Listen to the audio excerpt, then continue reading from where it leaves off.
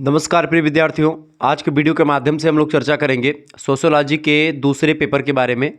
BA fifth semester में एक subject के आपको 2 पेपर पढ़ने होते हैं, तो उसी श्रृंखला में हम लोगों ने पहले पेपर के बारे में चर्चा कर लिया था और आज के वीडियो के माध्यम से हम लोग चर्चा करेंगे पेपर संख्या 2 के बारे में, यानी कि सेकंड पेपर के बारे में। सेकंड पेपर में बेटा आप लोगों को पढ़ना क्या है? सामाजिक विज्ञान में शोध विधियाँ या अनुसंधान पद्धतियाँ, कुछ भी आप बोल सकते हैं, ठीक है। यानी कि रिसर्च मेथोडोलॉजी इन सोशल साइंसेस, ये आपके पेपर नंबर 2 का नाम है, ठीक है। बहुत ही महत्वपूर्ण इसमें अति लघु उत्तरीय, लघु उत्तरीय और दीर्घ उत्तरीय टाइप के प्रश्नों के बारे में हम लोग चर्चा करेंगे। उन प्रश्नों का उत्तर आपको लिखना कैसे है, ये सब आपको बहुत ही बारीकी के साथ बताने का प्रयास करेंगे। साथ ही साथ में जो समांतर माध्य, माध्यिका, बहुलक, ये सब निकालने की जो गणित वाली प्रक्रिया होती है, गणित के सवाल जो इसमें आते हैं, उसको भी आपको बहुत ही बारीकी के साथ समझाने वाला हूँ। तो आपका तमाम डाउट जो अभी तक सेकेंड पेपर को लेकर के था, सब क्लियर होगा। एक ही वीडियो के माध्यम से आप संपूर्ण सिलेबस से बनने वाले 8 इकाइयों से बनने वाले बहुत ही महत्वपूर्ण प्रश्नों के बारे में और उनके उत्तर को कैसे लिखना है, सब कुछ आप समझ पाएंगे, जान पाएंगे आपकी अपनी भाषा में। बहुत ही बारीकी के साथ चीज़ों को समझाने वाला हूं। आप किसी यूनिवर्सिटी के किसी भी कॉलेज में पढ़ रहे हैं, जैसे आप जननायक चंद्रशेखर बलिया विश्वविद्यालय, राम मनोहर लोहियावत विश्वविद्यालय, सिद्धार्थ यूनिवर्सिटी, कपिल वस्तु, वीर बहादुर सिंह पूर्वांचल विश्वविद्यालय, महात्मा गांधी काशी विद्यापीठ, चौधरी चरण सिंह मेरठ विश्वविद्यालय, ठीक है, महाराजा सुहेल देव यूनिवर्सिटी, छत्रपति साहू जी महाराज कानपुर विश्वविद्यालय, MJPRU बरेली, ठीक है, प्रोफेसर रज्जू भैया स्टेट यूनिवर्सिटी लखनऊ विश्वविद्यालय, या ऐसे और कई विश्वविद्यालय जिनकी परीक्षा लिखित, मासा कुंभरी, राजा महेंद्र प्रताप, ठीक है, इन सभी के लिए BU झांसी, इन सभी के लिए लेक्चर पूर्ण रूप से समर्पित है, ठीक है। अब आइए हम एक एक करके तमाम प्रकार के जो प्रश्न हैं उनके बारे में जानने का प्रयास करते हैं, बारीकी के साथ चीज़ों को समझते हुए आगे बढ़ेंगे। तो ये अति लघु उत्तरीय प्रश्न है, इसके बाद में फिर लघु उत्तरीय प्रश्न भी मैंने रखे हैं, दीर्घ उत्तरीय भी रखे हैं, तो परेशान नहीं होना है। लेकिन अगर अति लघु उत्तरीय को आपने समझ लिया तो आपका एक डाउट या एक चैप्टर जो होता है एक ही पॉइंट ऑफ व्यू से खत्म हो जाता है, क्योंकि आपको बस क्या समझना होता है कि आखिरकार इस वस्तुनिष्ठता से कोई प्रश्न पूछा जाएगा तो आप बना करके भी लिख पाएंगे। जब आप वस्तुनिष्ठता के बारे में जानेंगे कि वस्तुनिष्ठता बेसिकली होती क्या है, ठीक है, तो ये चीज़ आपको समझना बहुत ज़रूरी होता है किसी भी सब्जेक्ट में, ठीक है। सबसे पहला प्रश्न आ चुका है, वस्तुनिष्ठता क्या होती है, या इसकी परिभाषा दीजिए। HP फेयरचाइल्ड कहते हैं कि वस्तुनिष्ठता का अर्थ एक ऐसी एबिलिटी से होता है, एक ऐसी योग्यता से होता है बाबू, जिसके द्वारा अनुसंधानकर्ता, जो रिसर्च करने वाला है, जो रिसर्च स्कॉलर है, वो स्वयं को उन सिचुएशन से बिल्कुल अलग रख सकता है जिनका वह स्वयं एक अंग होता है। यानी एक ऐसी सिचुएशन, एक ऐसी दशाएं जिनका एक रिसर्च स्कॉलर अंग होता है, वह वस्तुनिष्ठता से उसको अपनी मतलब कि उसको अलग कर सकता है। एक ऐसी योग्यता जो एक प्रकार से उन दशाओं से अपने आप को अलग रख सकता है, ठीक है, अनुसंधानकर्ता स्वयं को, जिसका वो एक अंग है, और किसी भी प्रकार के लगाव अथवा भावना के साथ या स्थान पर पक्षपात रहित और पूर्वाग्रहों से मुक्त तर्कों के आधार पर विभिन्न तथ्यों को उनके स्वाभाविक रूप में देख सकता है। कहने का तात्पर्य यह है कि कोई अनुसंधानकर्ता किसी मुद्दे पर रिसर्च कर रहा होता है, इस दौरान अगर वह एक प्रकार से उसको लगे कि भाई ये हमारा मुद्दा है, या ऐसा अगर हम करेंगे तो इससे हमारा फ़ायदा होगा, हमारी कम्युनिटी का फ़ायदा होगा, हमारे क्षेत्र का फ़ायदा होगा, या हमारे लोगों का फ़ायदा होगा, तो अगर वो अपने फ़ायदे के लिए या इमोशनली किसी से अटैच है उसके पक्ष में मत दे देता है, या उसका पहले से कोई दिमाग में चीज़ें भरी, पूर्वाग्रह, पूर्व माने होता है पहले से, आग्रह मतलब ग्रह मतलब होता है कि पहले से उसकी मानसिक एक सिचुएशन बनी हुई है कि हमको इस मुद्दे पर ऐसा निर्णय देना है, उसी को पूर्वाग्रह कहते हैं।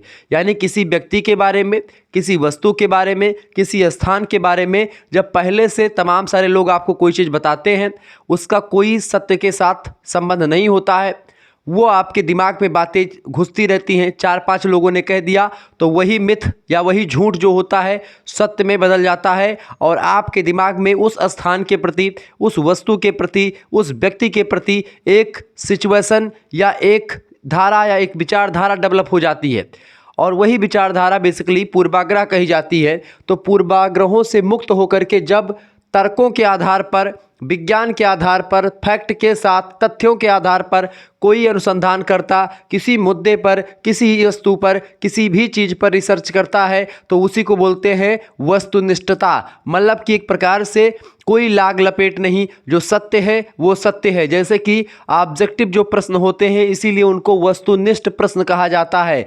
वस्तुनिष्ठ प्रश्न इसलिए कहते हैं ऑब्जेक्टिव प्रश्नों को, चूंकि ऑब्जेक्टिविटी इसको कहते हैं। इसका मतलब सीधा सीधा कि या तो आर या तो पार, या तो आए आम या तो जाए लबेदा। कहने का मतलब ये है कि या तो भाई ए ऑप्शन सही होगा, या तो बी ऑप्शन सही होगा, या तो सी होगा, या तो डी होगा। चारों में से केवल एक ही ऑप्शन सही होगा, चारों ऑप्शन नहीं सही होते हैं। ठीक है, यह लाग लपेट की बात अधिकतर ऑब्जेक्टिव प्रश्नों में नहीं होती है, लेकिन लिखित प्रश्नों में क्या होता है, बना के लिख दो, ये कर दो, थोड़ा सा उसी से लटकन टाइप का लिख दोगे, मतलब कि उसी से रिलेटेड, तो भी आपको नंबर मिल जाता है। लेकिन ऑब्जेक्टिव प्रश्नों में क्या होता है, या तो सही होता है उत्तर या तो गलत होता है। कोई लाग लपेट नहीं कि 10 नंबर का है तो 5 नंबर दे दिया। ठीक है, तो ऑब्जेक्टिविटी या वस्तुनिष्ठता बेसिकली यही होती है। लावेल जे कार कहते हैं कि सत्य की वैश्विकता का अर्थ यह है कि घटनामय दुनिया किसी व्यक्ति के विश्वासों, आशाओं अथवा भय से स्वतंत्र एक वास्तविकता है जिसका सभी कुछ हम अंतर्दृष्टि और कल्पना से नहीं बल्कि वास्तविक अवलोकन के द्वारा प्राप्त कर पाते हैं। कोई भी घटना का अध्ययन जब हम एक प्रकार से तथ्यों के आधार पर, फैक्ट के आधार पर, बिना किसी लाग लपेट के एकदम से निष्पक्षता के साथ हम उस पर निर्णय देते हैं, या एक रिसर्च स्कॉलर शोध करता है, तो वही होता है वस्तुनिष्ठता। बेटा यह बात आप ध्यान रखेंगे। आगे बढ़ते तो वस्तुनिष्ठता मेरे हिसाब से आपके समझ में चली गई होगी, आपके दिमाग में आ गई होगी कि वस्तुनिष्ठता होती क्या है। ठीक है, इसके बाद में हम लोग चर्चा इसके बारे में करेंगे तुलनात्मक पद्धति के बारे में। तुलनात्मक मतलब कि दो पद्धतियां एक जैसी होती हैं या एक सिमिलरिटी टाइप की होती, तो उसमें तुलना करी जाती कि फलाने पद्धति की तुलना फलाने पद्धति से हमने कर दी। ठीक है,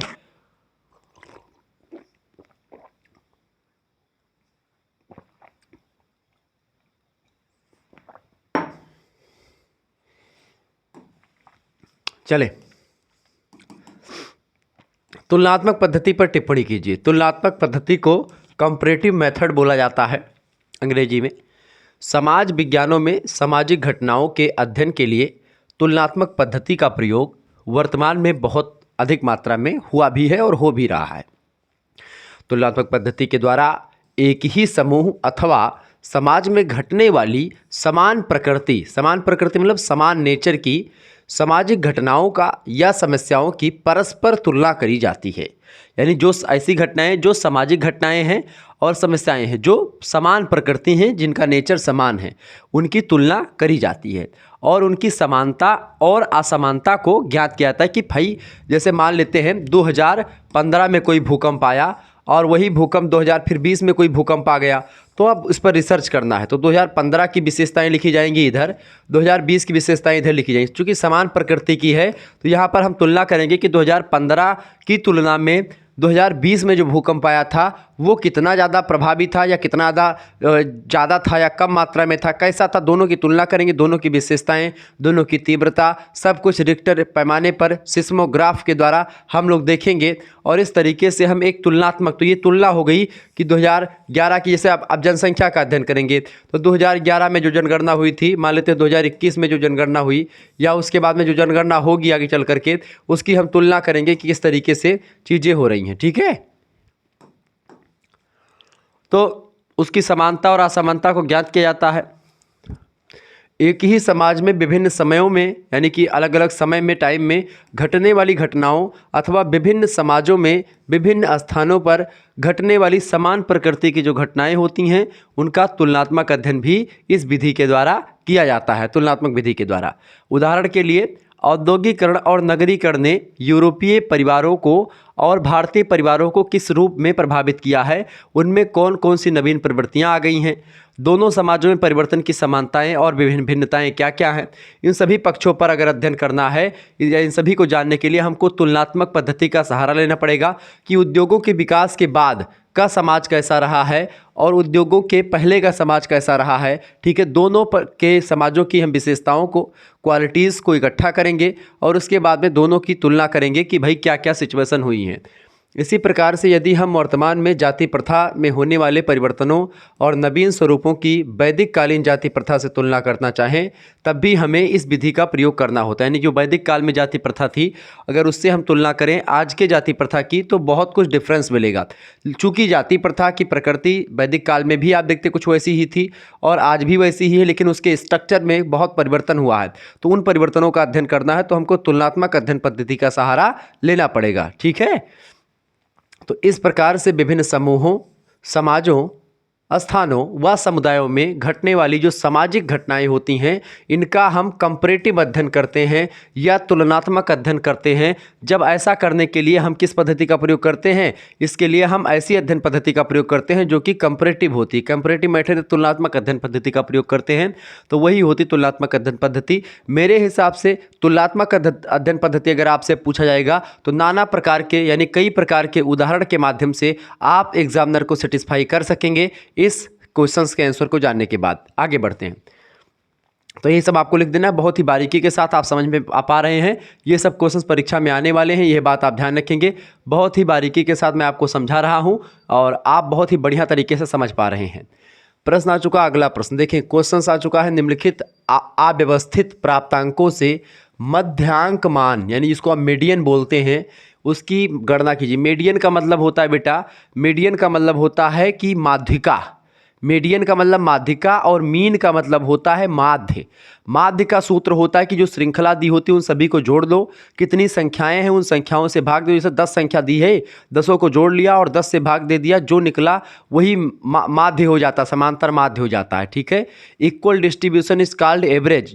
जो गणित में एवरेज कहा जाता है ऐसे उसी को समांतर माध्य कहा जाता है इसमें। ठीक है, तो समांतर माध्य निकालने की प्रक्रिया। लेकिन जब हम बात करते हैं माध्यिका निकालने की तो माध्यिका में क्या होता है, n+1/2 में पद का मान, यानी कि n जो होता है वो नंबर ऑफ जो संख्या होती है जो है उसकी कलेक्शन, यानी कि इसे कितनी संख्याएं दी हैं। अभी मैं आपको इस आंसर के माध्यम समझाने का प्रयास करूँ। तो सबसे पहले एक श्रृंखला दी होगी, वो श्रृंखला ऊबड़ खाबड़ दी होगी। अब उसको आपको पहले आरोही या अवरोही क्रम में आपको सजाना पड़ेगा, या तो घटते से बढ़ते क्रम में लिख लो या फिर बढ़ते से घटते क्रम में लिख लो, दोनों में से एक क्रम में आपको लिख लेना है। उसके बाद में बेटा फिर उसमें जो है आपको क्या करना, जितनी संख्याएं हैं उन संख्याओं में एक जोड़ दो और उसके बाद में उसको 2 से भाग दे दो। जो उत्तर प्राप्त हो उसी नंबर पर जो संख्या आए वही उस श्रृंखला की माध्यिका कहलाती है। ठीक है, बहुलक जो होता है उसमें क्या होता है, बहुलक जो होता है एक श्रृंखला दी होती है, उसमें एक नंबर कई बार जब रिपीट होता है, जैसे 4 बार आ गया वो नंबर 3 बार आ गया, यानी जितनी संख्या अधिक होगी उसकी वही बहुलक होता है। यानी जिस संख्या की अधिकता होगी वही एक प्रकार से उसका बहुलक होगा। अब ये देखिए प्राप्त दिया हुआ है ये, ठीक है, श्रृंखला 10, 14, 18, 16, 22, 27, 26, 27, 20, 24, 12, 23 ये दिया हुआ है। उत्तर कैसे लिखना है, अव्यवस्थित प्राप्तांक है, क्योंकि ये व्यवस्थित नहीं है। तो सबसे पहले इसको हमको सिस्टमेटिकल वे में करना है, या तो घटते से बढ़ते क्रम या बढ़ते से घटते क्रम। मध्यांक मान की गणना करने के लिए निम्नलिखित क्रियाविधि अपनानी पड़ती। सबसे पहली बात हमको क्या करना है, प्राप्तांकों को आरोही या अवरोही क्रम में व्यवस्थित कर लें, घटते से बढ़ते या बढ़ते से घटते क्रम में हमको कर लेना है। दूसरे नंबर पर मध्य के पद का मूल्य ज्ञात किया जाता है। मध्य के पद का यानी कि जो मध्य का पद होता है उसका मूल्य ज्ञात करते हैं। मध्य का पद कौन होता है, यानी जो एक प्रकार से बीच का होता है उसी को ज्ञात करते हैं। अब उसको ज्ञात करने के लिए आपको सूत्र का सहारा लेना पड़ता है, वह सूत्र आपके समक्ष दिया। देखो सबसे पहले हमने क्या किया, सबसे पहले हमने इसके हल में देखें, हल हमने क्या किया, इसको सबसे पहले 1 मिनट में श्रृंखला आपको दिखा दूं ताकि आपको विश्वास हो। यहाँ पर इस श्रृंखला दी गई थी, इसको हमने कैसे लिखा ये देखें, इस श्रृंखला से तुलना करें इसकी। ठीक है, यहाँ पर देखिए 10 सबसे छोटा था, हमने 10 उठा करके यहाँ पर रख लिया। 10 से छोटा इनमें से कौन सा है, 10 से छोटा 12 है, 12 को हमने उठाकर यहाँ पर रख लिया। 12 से छोटा कौन है, 12 से छोटा 14 है, 14 यहाँ पर लिख लिया। 14 से थोड़ा सा बड़ा कौन है, 14 से बड़ा कौन सा है, 16 है। 16 से बड़ा कौन सा है बेटा, 16 से बड़ा आपका पड़ेगा कौन सा, 16 से बड़ा पड़ेगा 18 आपका, 18 हमने लिख लिया। 18 से जस्ट बड़ा कौन सा पड़ेगा, 20 पड़ेगा, 20 हमने लिख लिया। 20 से जस्ट बड़ा 22 पड़ेगा, 22 हमने लिख लिया। ठीक है, 22 से बड़ा आपका 23 यहीं पर कहीं पर है, 23 हमने 23 कर लिया। 23 से बड़ा जस्ट आपका 24 है, 24 आपका लिख लिया। 24 से बड़ा आपका 26 इनमें से है, 26 लिख लिया। 27 इससे बड़ा है, 27 हमने कहाँ पर लिखा, 27 कहाँ, ये 27 लिख लिया। संख्याएं आपकी ये पूरी हो गई, यानी कि घटते से बढ़ते क्रम में लिख लिया हमने। 10, 12, 14 इस तरीके से हमने सजा लिया, एक सिस्टमेटिकल वे है, व्यवस्थित हो गया ये। अब इसमें देखें सबसे पहली बात कितनी संख्या जोड़ लें, 1, 2, 3, 4, 5, 6, 7, 8, 9, 10 और 11, 11 संख्याएं। कितनी संख्या है? 11। तो यन का मान कितना होगा? 11 होगा यहाँ पर, यानी 11 संख्याएं हैं। सूत्र क्या कहता है? देखिए मीडियन का MDN को कहते हैं इसको प्रतीक चिन्ह में। इसका सूत्र होता है बेटा n+1 बटे 2वें पद का मान। ठीक है, n+1 बटे 2 पे n क्या है? 11 है। n के स्थान पर हमने क्या लिख दिया? देखिए n प्लस मध्यांक मान बराबर n+1 बटे 2वें पद का मान। अब यहाँ पर देखें ये 11 कितनी संख्या? 11 है। 11 में हमने कितना जोड़ा? 1 जोड़ना है। ये देखिए +1 बटे 2, 11 1 12 हो गया, 12 बटे 2 हो गया बेटा, 2 1 2, 2 6 12, कितना बचा आपका? 6 आ गया, यानी 6वें पद का मान। उत्तर में क्या लिखेंगे? 6वें पद का मान। अब 6वें नंबर पर देखो श्रृंखला में कौन सी संख्या है? 6वें नंबर पर पहले नंबर पर 10 है, दूसरे 12 है, तीसरे 14, चौथे पे 5वें पे, और 6वें नंबर पर कौन सी है? 6वें नंबर पर आपका 20 है। यानी दी गई श्रृंखला में 6वें स्थान पर कौन सी संख्या है? 20 है। यानी कि 20 जो संख्या है यही इस श्रृंखला की क्या है? माध्यिका है बेटा। ये बात आप ध्यान रखेंगे। क्लियर? तो आपकी क्लियर हो गई। तो यही चीज़ यहाँ पर की गई है। यन क्या होता है? देखिए MDN का मतलब होता है मध्यमांक, यानी कि मध्यांक मान, यानी कि इसको आप मीडियन बोलते हैं या माध्यिका बोलते हैं। प्राप्त अंकों की संख्या, नंबर ऑफ स्कोर्स, यन होता है जो मैंने आपको बताया। तो इसका यही सूत्र यहीं पर 11 + 1 बटे 2 रखा गया, 12 बटे 2 हो गया। तो ये एक प्रकार से 6 निकला, यानी 6वें पद का मान। 6वें द वैल्यू ऑफ 6 आइटम 20, यानी कि उसके 6वें नंबर पर कौन सा है? 20 है, तो 20 आपका हो गया। तो इस तरीके से माध्यिका निकालते हैं। ये सूत्र रट लीजिएगा। संख्याएं आपकी अदल बदल करके परीक्षा में पूछी जाएंगी। लगभग 10 नंबर आपका क्वेश्चन आता है लघुत्तरी में, आपका ये तैयार हो गया। तो 10 नंबर का क्वेश्चन आपका यहाँ पर तैयार हो गया बेटा। आपको कहीं पर भटकने की जरूरत नहीं पड़ेगी। ठीक है, आगे देखेंगे। अब अगला क्वेश्चन आपकी स्क्रीन पर आ चुका है, इसको भी थोड़ा समझ लो। ये भी आपका बहुत ही महत्वपूर्ण प्रश्न आता है। ये माध्य को लेकर के प्रश्न है। देखें, निम्नलिखित अव्यवस्थित प्राप्तांकों से मध्यमान यानी कि मीन निकालना है। यानी कि इस मध्यमान और मध्यांक को माध्यिका कहते हैं, मध्यमान को मान मतलब कि माध्य कहते हैं। ठीक है, ध्यान रखेंगे। अब देखिए श्रृंखला दी गई है, बड़ी ज़बरदस्त है। 21 24 27 ये सब दिया है। इसमें आपको आरोही अवरोही क्रम में नहीं लिखना कि घटते बढ़ते क्रम में लिखो, बढ़ते घटते क्रम में लिखो। जैसे है वैसे लिखा रहने दो। बस एक गिन लो कितनी संख्या है। 1 2 3 4 5 6 7 8 9 10 11 12। कितनी संख्या बेटा? 12 संख्या। यन का मान कितना है? 12 है। यहाँ पर सूत्र इसमें क्या होता है? सूत्र इसमें होता है बेटा, सूत्र क्या होता है इसमें? सूत्र होता है कि सिग्मा x बटे यन बराबर क्या होता है? सिग्मा x बटे यन। यन माने 12, 12 तो यहाँ पर रखा जाएगा आपका। सिग्मा का मतलब होता है जोड़। सिग्मा का मतलब क्या होता है? जोड़। कितनी, किसका जोड़? इन सभी संख्याओं को जोड़ दो आपस में। जितनी श्रृंखला में संख्याएं दी गई हैं 21 24 27 29 29 30 32 33 35 38 40 और ये 42, सबको जोड़ डालोगे क्या हो जाएगा? ये सभी को जोड़ेंगे तो कितना निकलेगा आपका? सिग्मा x बराबर 385 निकलेगा।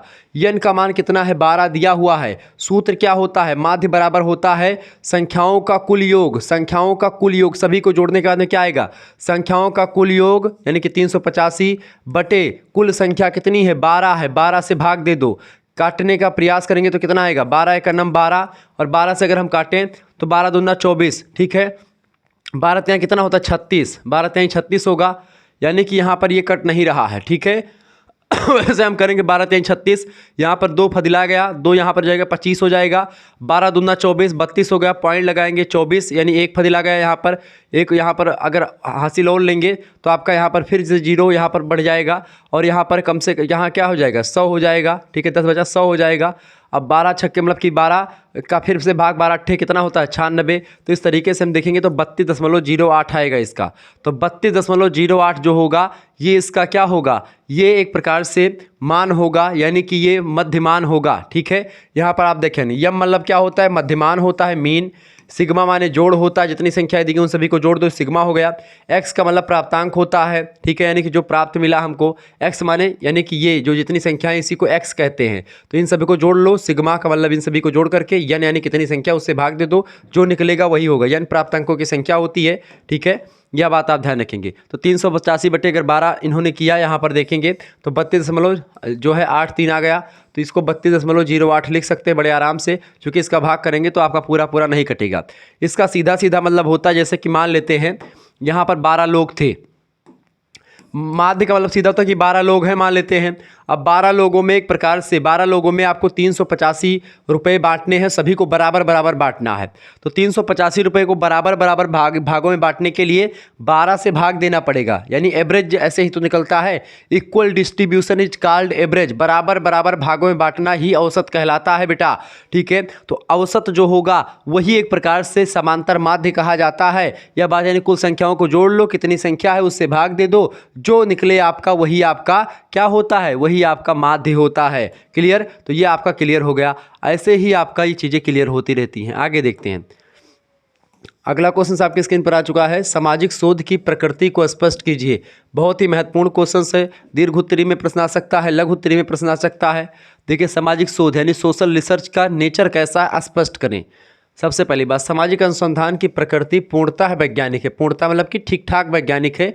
वैज्ञानिक विधियों का प्रयोग होकर के इसका अध्ययन किया जाता है, कई सारी चीज़ें। अर्थात सामाजिक अनुसंधान निश्चितता, कारणता और समानता के लक्षण वाले ज्ञान का उस सीमा तक व्यवस्थित ढांचा है, उसके लिए वैज्ञानिक शब्द उपयुक्त बैठता है। यानी कि एक वैज्ञानिक शब्दावली या एक वैज्ञानिक जो है सब्जेक्ट होता है सामाजिक शोध। वैज्ञानिक पद्धति पर आधारित होने के नाते सामाजिक अनुसंधान प्रक्षेपण, अवलोकन, परीक्षण, तथ्यों का संकलन, वर्गीकरण और निष्कर्षीकरण का व्यवस्थित विधि को अपनाता है।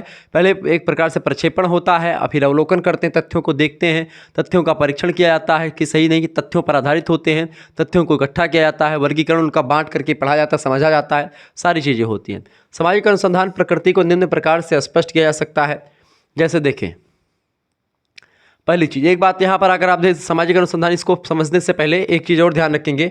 जिन बच्चों को कोर्स में ज्वाइन होना है 91 61 93 60 62 पर SMS करके वो ज्वाइन हो सकते हैं। ठीक है, 5th सेमेस्टर के लिए भी और आगे चल कर के 6th सेमेस्टर के लिए भी एक प्रकार से व्यवस्था कर दी गई। तो 6th सेमेस्टर का अलग से कोर्स है, 100 रुपये में उनको जोड़ा जाएगा बच्चों को। ठीक है, उसमें आपको PDF notes, chapter wise class है, सब कुछ देने का प्रयास रहेगा। अपना नाम, अपनी यूनिवर्सिटी का नाम, अपने सब्जेक्ट के नेम लिख करके भेज दीजिएगा। अभी भी फिलहाल 5th सेमेस्टर के लिए है, मात्र 100 रुपीज़ चार्ज रखे गए 5th सेमेस्टर वाले बच्चों के लिए। ठीक है, 100 रुपये में आपके लिए ये PDF जो पढ़ा रहे हैं PDF आपको मिल जाएगी। इसके अलावा और भी PDF जो इससे पहले पेपर 1 पेपर 2 की सभी की, और 2 सब्जेक्ट जो आपके हैं मेजर में, उन दोनों के दोनों मतलब कि 2 पेपर जो होते हैं उन दोनों पेपर के आपके मिल जाएंगे, जो इंपॉर्टेंट चीज़ें होंगी आपकी परीक्षा में आने वाली। साथ ही साथ में जो को करिकुलर आपका होता है analytic ability and digital awareness, इसके कई प्रैक्टिस सेट्स आपको मिल जाएंगे। आप आसानी से उसको हल करते रहिएगा, उसके आंसर आपको वीडियोज़ में मिल जाएंगे। सारी चीज़ें ऑब्जेक्टिव टाइप का, मॉडल पेपर लिखित, दोनों टाइप का आपको मिल जाएगा, तो कहीं पर आपको भटकने की जरूरत नहीं पड़ेगी। ठीक है, चले तो यहाँ पर आप देखेंगे, सबसे पहली बात सामाजिक अनुसंधान की जो प्रकृति है, पहली बात किससे स्पष्ट होगी? सामाजिक अनुसंधान एक उद्देश्यपूर्ण बौद्धिक प्रक्रिया है। क्या है? इस वजह से इसकी प्रक्रिया को हम वैज्ञानिक मानते हैं, चूंकि एक उद्देश्यपूर्ण प्रक्रिया है और एक इंटेलेक्चुअल या एक बौद्धिक प्रक्रिया है। मतलब एक प्रकार से ये बिना मतलब के नहीं होती, उद्देश्य इसका एक डिसाइड होता है कि भाई इस उद्देश्य से ये प्रक्रिया करी जा रही है, यानी उद्देश्य इसमें फिक्स होता है। पहली। दूसरी बात, यह सामाजिक संबंधों यानी कि सोशल रिलेशनशिप और जो सामाजिक घटनाएं होती हैं उनकी व्याख्या करता है। तो सामाजिक अनुसंधान जो होता है सामाजिक संबंधों का और सामाजिक घटनाओं का बहुत ही ज़बरदस्त तरीके से वर्णन, विश्लेषण, व्याख्या सब कुछ करता है। इसके अलावा सामाजिक अनुसंधान सामाजिक संबंधों के बारे में नई नई जानकारी की खोज करता है, नए नए तथ्यों की, नए नए फैक्ट के बारे में जानकारी देता है। तो सामाजिक अनुसंधान की विशेषताओं में भी आप ये लिख सकते हैं और उसकी प्रकृति में भी।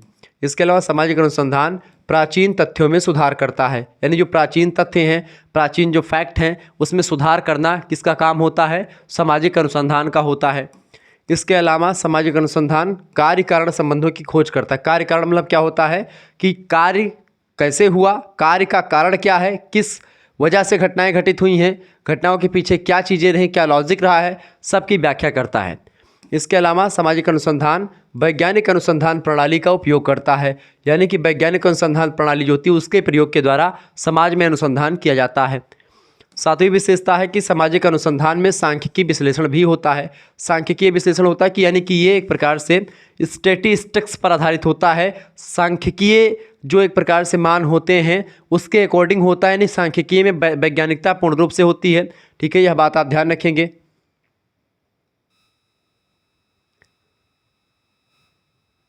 ठीक है, ये चीज़ें ध्यान रखेंगे। सामाजिक अनुसंधान में सैद्धांतिक अथवा व्यवहारिक समस्या का समावेश होता है। किसका?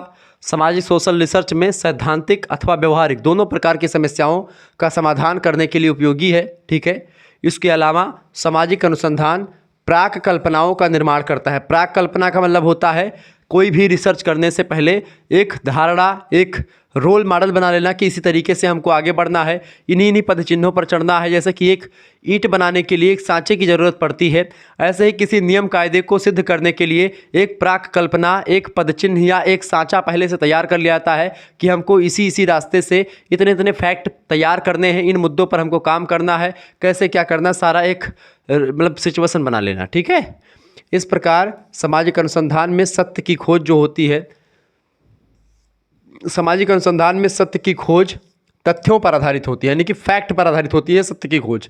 ऐसे बिना मतलब की कोई बात नहीं होती है, पूरा विश्लेषण करके, पूरा एक प्रकार से रिसर्च करके, एक एक मुद्दे पर काम करके तब चीज़ें आती हैं, जिसे वैज्ञानिक पद्धति के द्वारा प्राप्त किया जाता है। इन्हीं के आधार पर सिद्धांतों एवं नियमों का निर्माण किया जाता है, जो तथ्यों व घटनाओं का, प्रक्रियाओं, प्रतिमानों, समानताओं एवं असमानताओं का विश्लेषण कर सकने में समर्थ हो सकते हैं। ठीक है, यह बात आप ध्यान रखें। तो इस तरीके से इसकी प्रकृति पूर्ण रूप से वैज्ञानिक है सामाजिक अनुसंधान की, इसमें कोई दो राय नहीं है। आप आसानी से दीर्घ उत्तरीय में, लघु उत्तरीय में आसानी से प्रश्न आएगा, इन तथ्यों के आधार पर आप अपने उत्तर को लिखेंगे, बहुत ही ज़बरदस्त उत्तर आपका हो जाएगा, उसमें कोई दो राय नहीं है। आगे बढ़ते हैं। अगला क्वेश्चन आपके स्क्रीन पर आ चुका, दीर्घ उत्तरीय में प्रश्न आएगा बेटा। दीर्घ उत्तरीय प्रश्न आपका यह आ सकता है, बहुत ही ज़बरदस्त क्वेश्चन आ चुका है। लघु उत्तरीय भी आ सकता है। प्रश्नावली एक डाटा कलेक्शन की एक ज़बरदस्त विधि है, प्राथमिक समंकों में से आता है, ये प्राथमिक विधि है। इसके क्वालिटी और मतलब कि मेरिट्स एंड डीमेरिट्स बताएं। ठीक है, यानी कि गुण और दोष बताएं। देखिए, प्रश्नावली क्वेश्चननायर, अंग्रेजी में इसको क्या कहते हैं? क्वेश्चननायर बोलते हैं। प्रश्नावली से मतलब होता है प्रश्नों की उस क्रमबद्ध तालिका से, यानी प्रश्नों की क्रमबद्ध तालिका होती है प्रश्नावली, जो विषय वस्तु के संबंध में सूचनाएं अर्जित करने में सहयोग करती है। यानी कि जब एक रिसर्च स्कॉलर किन्हीं तमाम प्रकार के उसके दिमाग में क्वेश्चंस रहते हैं, उन क्वेश्चंस को एक सिस्टमेटिकल वे में लिखता है और उसके उत्तर को मांगने के लिए किसी के पास डाक के द्वारा किसी तरीके से भेज देता है और उसका उत्तर वो लिख करके भेज देता है। प्रश्नावली की स्थूल उपकरण है, जिसका लक्ष्य अध्ययनगत विषय से संबंधित तथ्यों का संकलन करना है। प्रश्नावली प्रणाली सामाजिक अनुसंधानों में उस समय बहुत ही उपयोगी सिद्ध होती है जब अनुसंधान का समग्र बहुत अधिक विशाल और विस्तृत होता है। यानी जब हम किसी बड़े मुद्दे पर काम कर रहे होते हैं, उस दौरान हमको प्रश्नावली का सहारा लेना पड़ता है डाटा कलेक्शन के लिए, तथ्यों के संग्रह के लिए। ठीक है।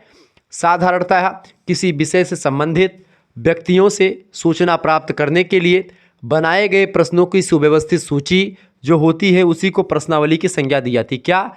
किसी विषय से रिलेटेड व्यक्तियों से सूचना प्राप्त करने के लिए बनाए गए प्रश्नों की सुव्यवस्थित सूची, कि किसी व्यक्ति से हमको इन मुद्दों से प्रश्न पूछना है, अपने जो टॉपिक हमने चुना उस टॉपिक से रिलेटेड तमाम क्वेश्चंस आपके दिमाग में हैं, उन क्वेश्चंस की एक श्रृंखला आपने बनाई, लिखा और उसको उस व्यक्ति के पास भेज दिया जिससे आपको सूचना प्राप्त करनी है, जो सूचनाओं को एकत्र करने में मदद देती है। तो इसी को प्रश्नावली कहा जाता है, यह बात ध्यान रखेंगे। प्रश्नावली की कई क्वालिटीज़ होती हैं और कई एक प्रकार से इसके दोष भी होते हैं। प्रश्नावली के गुण समझते हैं पहले। प्रश्नावली के गुण क्या क्या हैं? प्रश्नावली के गुण निम्न है। पहली बात, ये सब अपने आप में एक टॉपिक है, एक चैप्टर्स हैं जो मैं आपको समझाने का प्रयास कर रहा हूँ, बहुत ही बारीकी के साथ आप सबको समझ में भी आ रहा होगा। देखिए, प्रश्नावली के द्वारा विस्तृत क्षेत्र से सूचना प्राप्त की जा सकती है। विस्तृत मतलब कि बड़े क्षेत्र का जो शोध होता है, रिसर्च होता है, उसके बारे में भी हम जानकारी प्रश्नावली के माध्यम से प्राप्त कर पाते हैं। दूसरी बात, इसके द्वारा अन्य भौगोलिक क्षेत्रों के उन व्यक्तियों से भी सूचना ले सकते हैं जिनसे संपर्क नहीं हो सकता है, उनसे भी हम एक प्रकार से क्वेश्चंस भेज करके डाक के द्वारा किसी भी माध्यम से हम उनसे एक प्रकार से प्राप्त कर सकते हैं जानकारी उस एरिया के बारे में। इसके अलावा प्रश्नावली के द्वारा गोपनीयता की रक्षा करने हेतु भी सूचनाएं प्राप्त कर सकते हैं, जो अन्य साधनों से संभव नहीं। यानी कि मान लेते हैं किसी के बारे में आपको सूचना प्राप्त करनी है और जो सूचना दाता है, सूचना को देने वाला है, वो एक प्रकार से सूचना नहीं देना चाह रहा है, क्योंकि उसको लगता है कि अगर हमने इसके बारे में सूचना दी है, इस घटना के बारे में, तो हो सकता है हमारे जान को खतरा हो या कुछ भी हो सकता है। तो ऐसे में वो एक प्रकार से एक प्रश्नावली जाएगी, प्रश्नावली चुपके से उसी के पास जाएगी जिस व्यक्ति से सूचना प्राप्त करनी होगी, वो लिख करके उत्तर और अपना भेज देगा। ठीक है, और वो उसके पास तक पहुँच जाएगा। यानी इसमें एक प्रकार से कोई इंटरव्यू या किसी साक्षात्कार की कोई ज़रूरत नहीं पड़ती है। इसमें व्यक्ति को पर्याप्त समय भी मिलता है, इसलिए व्यक्ति सोच विचार करके उचित उत्तर भी दे सकता है, क्योंकि लिखने का उत्तर मतलब सोच समझ करके अपना उत्तर लिख करके वो पोस्ट कर दे। इसके अलावा प्रश्नावली के द्वारा साक्षात्कार के दोषों से बचा जा सकता है, यानी जो इंटरव्यू के दोष होते हैं, इंटरव्यू में एक प्रकार से कई सारे जो दोष होते हैं वो सब अगर आप प्रश्नावली के माध्यम से करेंगे तो उसमें आपको बहुत सारा जो है जान माल का खतरा कि जिसका बहुत कम होगा। एक उत्तम प्रश्नावली व्यापक क्षेत्रों को समझने के लिए भी संक्षिप्त होती है। किसी बड़े क्षेत्र के बारे में एक छोटी या समझने के लिए बड़ी ज़बरदस्त तरीका होता है। इसके अलावा प्रश्नावली की छपाई आकर्षक होती है तथा निर्देश पूर्ण रूप से स्पष्ट होते, ताकि जिसको निर्देश पढ़ना है या जिसने लिखा है उसको समझ में आ जाए, यानी प्रश्न भी समझ में आए, उत्तर भी समझ में आ जाए, दोनों को। क्लियर। आठवीं बात, प्रश्नावली में महत्वपूर्ण प्रश्न स्पष्ट रूप से विश्लेषित होते हैं तथा एक प्रश्न में एक ही विचार निहित होता है। एक प्रश्न का उत्तर में एक ही विचार निहित होता है। ज़्यादा विचारों को अगर निहित कर देंगे तो प्रश्नावली जो है वो अच्छी नहीं मानी जाती है। ठीक है। इसके अलावा इसमें समुचित व्यवस्थापन और विश्लेषण की सुविधा के लिए प्रश्न श्रेणियों में विभक्त होते, कई श्रेणियों में प्रश्न होते हैं, अलग अलग प्रकृति के प्रश्न अलग अलग श्रेणियों में बांट दिए जाते हैं, ताकि जो एग्ज़ाम में जो एक प्रकार से सूचना दाता है, यानी जो दे रहा है आपको डाटा, जो आपका उत्तर दे रहा है प्रश्नावली के माध्यम से, वो भी समझ पाए, ठीक है, कि कैसे उत्तर करना, और जो रिसर्च स्कॉलर है वो भी सही तरीके से समझ पाए। उत्तम प्रश्नावली के प्रश्न वस्तुनिष्ठ होते हैं। वस्तुनिष्ठ मतलब कि ऑब्जेक्टिव टाइप के होते हैं, कि बस 1 लाइनर 2 लाइनर इस तरीके से, ज़्यादा लंबे नहीं होते हैं। ठीक है। इसके अलावा प्रश्नों का क्रम सुगम से कठिन तथा सामान्य से विशिष्ट की ओर होता है, यानी पहले सरल प्रश्न होते हैं, फिर उसके बाद में फिर कठिन प्रश्न आने लगते हैं, इस तरीके से होता है। इसके अलावा इसमें प्रश्न ऐसे होते हैं प्रश्नावली में जिससे उत्तरदाता क्षुब्ध ना हो उठे। क्षुब्ध मतलब कि वो एक प्रकार से उसको ये मतलब कि कोई दिक्कत का सामना ना करना पड़े उसको। ठीक है। इसके अलावा अच्छी प्रश्नावली का व्यवस्थापन सारणियन और सांख्यिकीय विश्लेषण सुव्यवस्थित मतलब कि सुविधाजनक होता है। जब एक प्रकार से एक अच्छी प्रश्नावली होती है तो उसका व्यवस्थापन, उसको व्यवस्थित कर सकते हैं हम अच्छे तरीके से, उसको सारणी में बांट सकते हैं। उसको हम विश्लेषित करने के लिए जब सारणी में बांटेंगे, व्यवस्थापन करेंगे, तो हम उसका विश्लेषण भी एनालिसिस अच्छे तरीके से कर पाएंगे। क्लियर। इसके अलावा अच्छी प्रश्नावली विश्वसनीय और वैध होती है, यानी कि एकदम से ठीक ठाक मानी जाती है, विश्वास कर सकते हैं उसके डाटा पर। ठीक है। तो प्रश्नावली के गुण ये हो गए। प्रश्नावली के दोष के बारे में समझते हैं। प्रश्नावली में गुणों के साथ साथ कुछ दोष भी हैं जो निम्नलिखित हैं। अब वो गुण को मतलब दोष कौन कौन से, उसी को समझते हुए हम आगे बढ़ते हैं। देखिए, किसी भी चीज़ के 2 फैक्टर होते हैं, एक अच्छाई एक बुराई। हर व्यक्ति में एक प्रकार से कुछ अच्छाइयाँ होती हैं तो कुछ बुराइयाँ भी छिपी हुई होती हैं। ठीक है। जैसे मैं पढ़ा रहा हूँ तो मैं एक प्रकार से तो कुछ मतलब कि लगभग 90% चीज़ें आपको अच्छी बताऊँगा, 1-2 बातें मेरी बुरी भी आपको लगेंगी। ठीक है। या हो सकता है 100 बातें में से 90 बातें आपको समझ में आ जाएं, 10 बातें आपके समझ में ना भी आएँ। तो ये एक प्रकार से हर चीज़ का फैक्टर होता है। जैसे कुछ बच्चे हमसे एक प्रकार से बहुत प्रभावित रहते हैं, हमारे वीडियोज़ को बहुत देखते हैं, लेकिन कुछ बच्चे वहीं पर होते हैं वो एक प्रकार से बस केवल टाइम पास करने आते हैं। तो कहीं ना कहीं पे जो एक प्रकार से उसकी माइंड सेट है उसके अकॉर्डिंग वो चलेगा। यानी हर एक चीज़ के 2 पहलू होते हैं, एक नकारात्मक और एक सकारात्मक। जैसे अंधेरा उजाला, दिन रात। ठीक है। तो हर एक चीज़ में आप देखते हैं महिला पुरुष, तो हर एक जिसमें विलोम चीज़ें होती हैं, सुख दुख। ठीक है। जीना मरना, तो सब चीज़ में आप देखते हैं कुछ ना कुछ दो चीज़ें होती हैं, सकारात्मक नकारात्मक, 2 प्रकार की चीज़ें काम करती हैं हर एक क्षेत्र में। तो जहाँ एक तरफ प्रश्नावली के तमाम सारे गुण हैं, वहीं पर दोष भी हैं। बहुधा प्रश्नावली काफ़ी विस्तृत हो जाती है, कभी कभी तो वो दोष होता है, यानी कि प्रश्नावली छोटी होनी चाहिए, ज़्यादा बड़ी नहीं होनी चाहिए। पहला दोष इसका, कभी कभी बड़ी हो जाती है, इससे दोष हो जाता है। दूसरी बात, प्रश्नावली की शब्दावली भ्रमपूर्ण होती है। कभी कभी प्रश्नावली के जो प्रश्न होता है वो कठिन होता है, जो उत्तरदाता है उसने कठिन उत्तर लिख दिया तो उससे समझने में दिक्कत होती है। तीसरी बात, प्रश्नावली में अधिकांशतः वस्तुनिष्ठता कम होती है, यानी वस्तुनिष्ठता मतलब कि ऑब्जेक्टिविटी कम होती है कभी कभी। ठीक है। तो जब ऑब्जेक्टिविटी कम होगी तो तथ्यात्मकता उसमें घटने लगेगी, या उसमें एक प्रकार से विश्वसनीयता घटने लगती है। इसके अलावा इसमें प्रश्नों का क्रम असंगत भी कभी कभी हो सकता है, ये भी एक दोष है। इसके अलावा यह अशिक्षित व कम शिक्षित व्यक्तियों के लिए अनुपयुक्त होती है, यानी ऐसे व्यक्ति जो कम पढ़े लिखे हैं या जो नहीं पढ़े लिखे हैं उनके लिए एक प्रकार से प्रश्नावली का कोई मतलब नहीं होता, वो इस चीज़ को नहीं समझ पाएंगे, यानी पढ़े लिखे व्यक्तियों के लिए ही प्रश्नावली होती है। इसके अलावा अक्सर सूचनादाता प्रश्नावलियों को नहीं लौटाते हैं।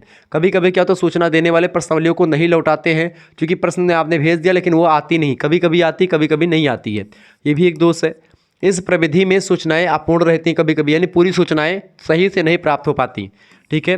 अगली बात है, इसमें अप्रतिनिधित्व पूर्ण निदर्शन होता है, यानी कि इसमें कोई प्रतिनिधित्व पूर्ण निदर्शन नहीं होता है। कुल मिलाकर कहने का मतलब कि कोई प्रतिनिधि या कोई एकदम से विश्वसनीय चीज़ें आपको कभी कभी नहीं भी मिलती हैं। इसमें सामान्य मानक प्रश्नों की कमी भी रहती है कभी कभी। इसके अलावा मतलब कि कई सारे दोष इसमें आपको दिखाई पड़ सकते हैं। क्लियर। भावात्मक प्रेरणा का भी अभाव इसमें रहता है, इमोशनली कोई अटैचमेंट नहीं होता। इसमें अनुसंधानकर्ताओं की अनुपस्थिति के कारण से उत्तरदाता प्रश्नों का यथार्थ अर्थ नहीं समझ पाता कभी कभी, यानी जो प्रश्न पूछने का मेन मंतव्य है वो एक प्रकार से प्रश्नावली के माध्यम से नहीं समझ पाता जो उत्तर देने वाला होता है। ऐसे में उत्तर का जो एक प्रकार से माइंडसेट जो होता है, प्रश्नावली प्रश्न बनाने वाले व्यक्ति का माइंडसेट और उत्तर देने वाले व्यक्ति का माइंडसेट थोड़ा सा अलग टाइप का होता है। ऐसे ही जब आप अपने उत्तर को लिख रहे होते बेटा, तो ऐसे में प्रश्नावली, एक मान लीजिए एक पेपर की प्रश्न आपके समक्ष आ गया, एक पेपर आ गया। अब ये पेपर एक प्रश्नावली की भांति है कि ये आपको दे दिया गया और कहा गया कि बेटा इस प्रश्न का उत्तर आपको लिखना है, ठीक है। अब आपने इसको क्या किया, इसको उत्तर दिया गया है, अब इस उत्तर को आप अपने हिसाब से लिखते हैं, अपने माइंडसेट से लिखते हैं। एग्जामिनर किस माइंडसेट से प्रश्न को बनाया होगा कि उत्तर, वो क्या उत्तर आपसे चाह रहा होगा, लेकिन आप उस चीज़ को नहीं समझ पाते हैं कि हमको क्या उत्तर लिख करके भेजना है। तो प्रश्नावली में सेम यही चीज़ होती है कि वह उत्तर एक प्रकार से जो उत्तरदाता एक प्रकार से दे रहा होता है, उसको हो सकता है प्रश्न देने वाला ना उसको दूसरे तरीके से चाह रहा होता है, लेकिन वो नहीं प्राप्त होता कभी कभी। इसमें यह कहना कठिन है कि प्राप्त सूचनाएं शुद्ध व विश्वसनीय हैं जैसा कि उस पद्धति के लिए आवश्यक हैं, यानी जो सूचनाएं आ रही हैं वो सही भी हो सकती हैं, गलत भी हो सकती हैं। इसके अलावा प्रश्नावली भरने में यदि शीघ्रता अथवा लापरवाही होती है तो ऐसी स्थिति में उनकी लिखावटें अत्यंत अस्पष्ट हो जाती हैं, जिससे उनके उत्तर अर्थहीन हो जाते हैं और उत्तर को जो एक प्रकार से रिसर्च स्कॉलर है वो समझ नहीं पाता है। ऐसे में कई प्रकार के भ्रम उत्पन्न हो जाते हैं, ठीक है। आगे देखते हैं, अगला क्वेश्चन आपकी स्क्रीन पर आ चुका है, फटाफट से आप देखने का प्रयास करेंगे। बहुत ही ज़बरदस्त क्वेश्चन आ चुका है। प्रश्न आ चुका है भैया, एक अच्छी प्रश्नावली की विशेषताएं बताएं। देखिए, प्रश्नावली निर्माण में अत्यधिक सावधानी बरतने की आवश्यकता होती है, क्योंकि इस विधि में स्वयं सूचनादाता जो होता है उस पर ही उत्तर देने का उत्तरदायित्व रहता है। सूचना जो देने वाला है वही एक प्रकार से उत्तर भी लिखता है। इसलिए प्रश्नावली बनाते समय प्रारंभिक स्तर पर निम्न बातों का ध्यान जरूर देना चाहिए किसी भी व्यक्ति को। पहली बात तो ये, प्रश्नों के निर्माण में विषय से संबंधित अनुसंधानकर्ता के पूर्व अनुभवों का उपयोग किया जाना चाहिए, यानी जो अनुसंधान करता है उसके पास क्या अनुभव है, उस अनुभव के अकॉर्डिंग वो प्रश्नों को लिखे, ठीक है।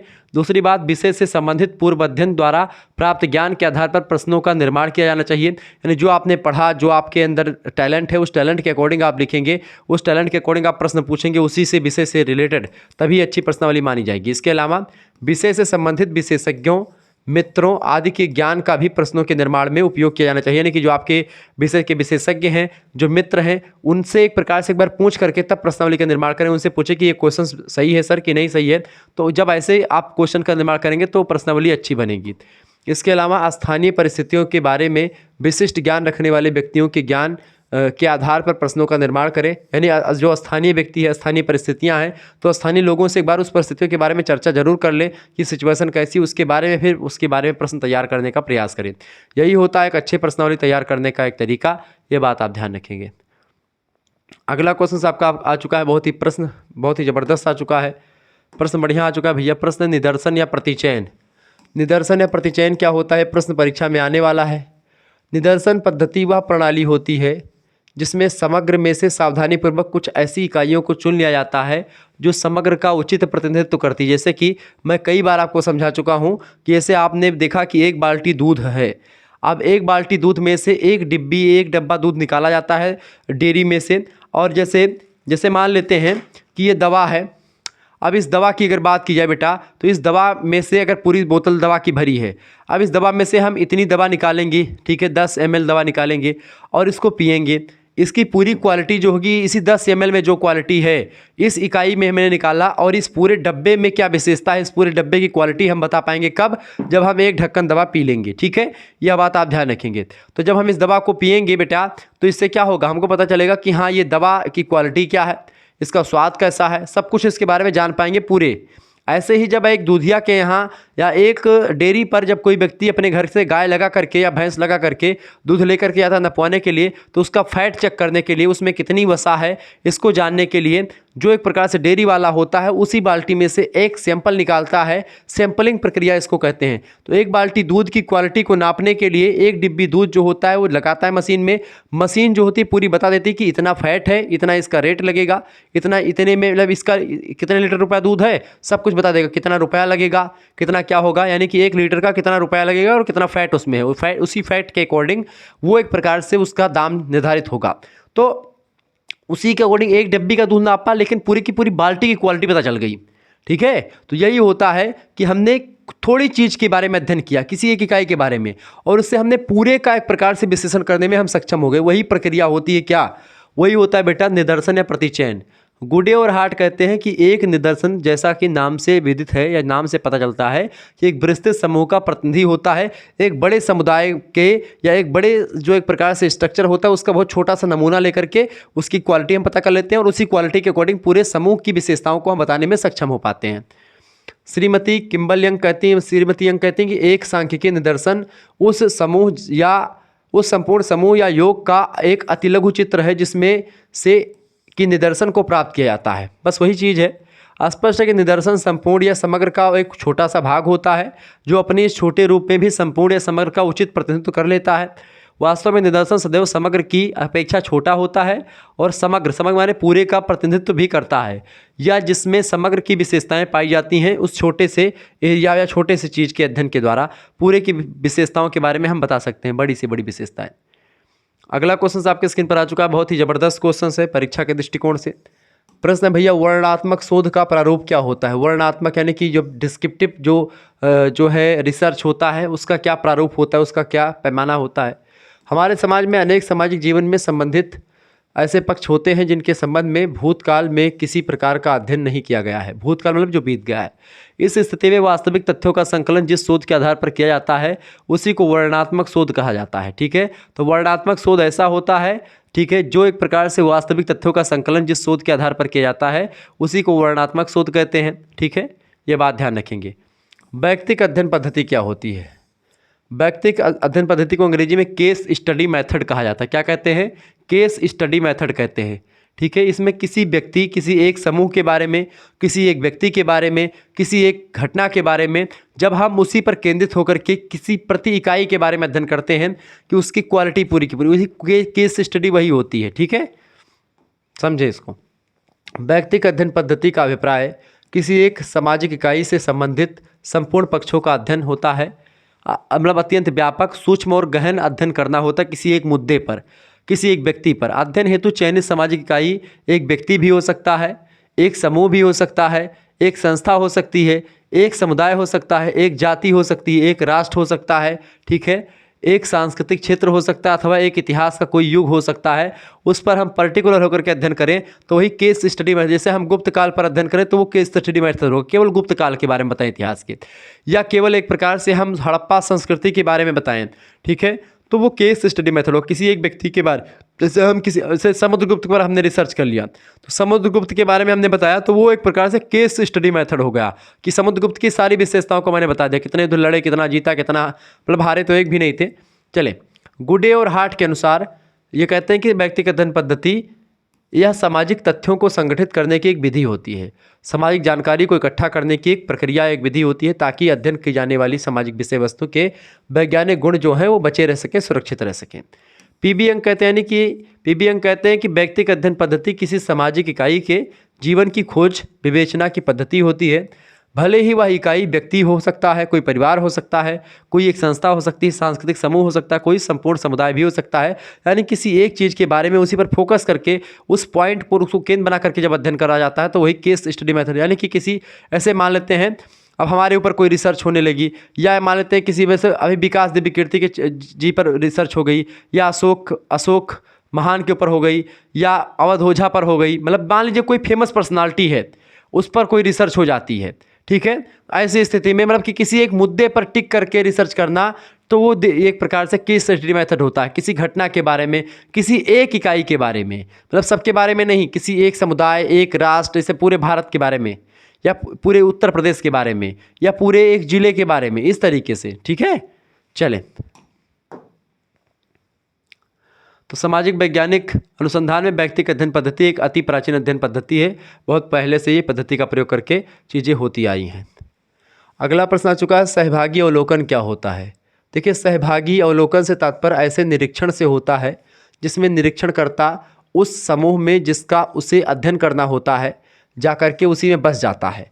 सहभागी अवलोकन का मतलब क्या, साधा सीधा जा करके, जैसे कि मान लेते हैं किसी जाति या किसी समुदाय के बारे में आपको अध्ययन करना है, तो उस समुदाय में जाकर के आप उसी समुदाय में रहेंगे, उसी जैसा खान पान, पहनावा ओढ़ावा सब कुछ वैसा ही करने लगेंगे और उसके बारे में धीरे धीरे सीखते रहेंगे। तो ऐसे रिसर्च जो होते हैं वो सहभागी अवलोकन कहे जाते हैं। उस समूह की सभी क्रियाओं में समूह के सदस्य के रूप में भागीदार बनता है और साथ ही साथ निरीक्षण भी करता रहता है। उनके जैसे वेशभूषा, उन्हीं के जैसे बन करके अध्ययन करता है, तो वह हो जाता है यहाँ पर बेटा। ठीक है, ये बात आप ध्यान रखेंगे।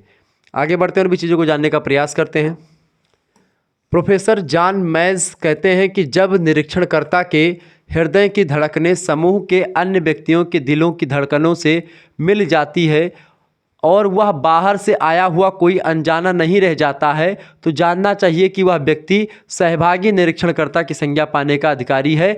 यानी कि एक प्रकार से किसी समुदाय का अध्ययन करने के लिए कोई व्यक्ति जाता है और उसी समुदाय में घुल मिल करके ऐसा घुल मिल जाता है कि उस समुदाय के लोग भी उसको पहचान नहीं पाते हैं और वह एक प्रकार से उन सभी में घुल मिल करके उनके तमाम प्रकार की विशेषताओं के बारे में, उनकी तमाम प्रकार की जो चीज़ें हैं, रीति रिवाज है, परंपराएं, उनके बारे में अध्ययन कर लेता है।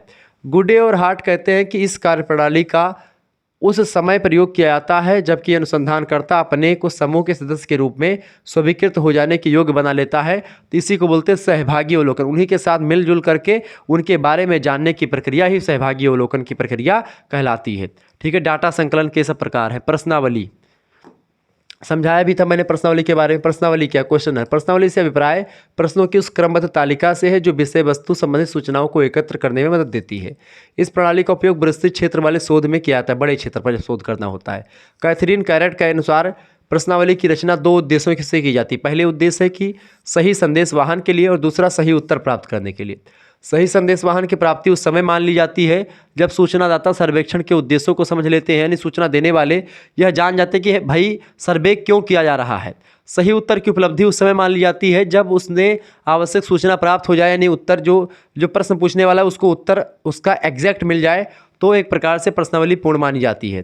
जॉर्ज लुंडबर्ग कहते हैं कि मूल रूप से प्रश्नावली मोटिवेशन का एक समूह होता है, प्रेरणाओं का एक समूह होता है, जिसके द्वारा शिक्षित लोग इस मोटिवेशंस के अंतर्गत अपने मौखिक व्यवहार का अनुभव करने के लिए प्रकट होते हैं। तो ये होता है प्रश्नावली। प्रश्नावली के ही ठीक विपरीत या उसके ऐसा, प्रश्नावली में व्यक्ति आमने सामने बैठता नहीं है, लेकिन साक्षात्कार में, इंटरव्यू में, साक्षात्कार को अंग्रेजी में इंटरव्यू कहते हैं, इसमें व्यक्ति आपस में बैठते हैं, बातचीत करते हैं और किसी एक मुद्दे पर चर्चा करते हैं। प्रश्न उत्तर की श्रृंखला होती है। साक्षात्कार, इंटरव्यू एक ऐसी व्यवस्थित प्रक्रिया है जिसमें साक्षात्कारकर्ता और साक्षात्कार दाता या कृत के बीच में साक्षात्कार इंटरव्यू लेने वाला, इंटरव्यू देने वाला विशिष्ट उद्देश्य, कोई उद्देश्य होता है, एक विशिष्ट उद्देश्य होता है, उसको आमने सामने रख करके परस्पर आमने सामने संवार्ता करते हैं, वार्तालाप करते हैं अथवा उत्तर प्रत्युत्तर करते हैं। साक्षात्कार होता है और इसकी विशेषताएं कई सारी हैं। आइए जानते हैं। गुडे और हार्ट कहते हैं कि साक्षात्कार मूल रूप से सामाजिक अंतःक्रिया की एक प्रक्रिया होती है। सामाजिक अंतःक्रिया की एक प्रक्रिया होती है साक्षात्कार, यानी कि इंटरव्यू।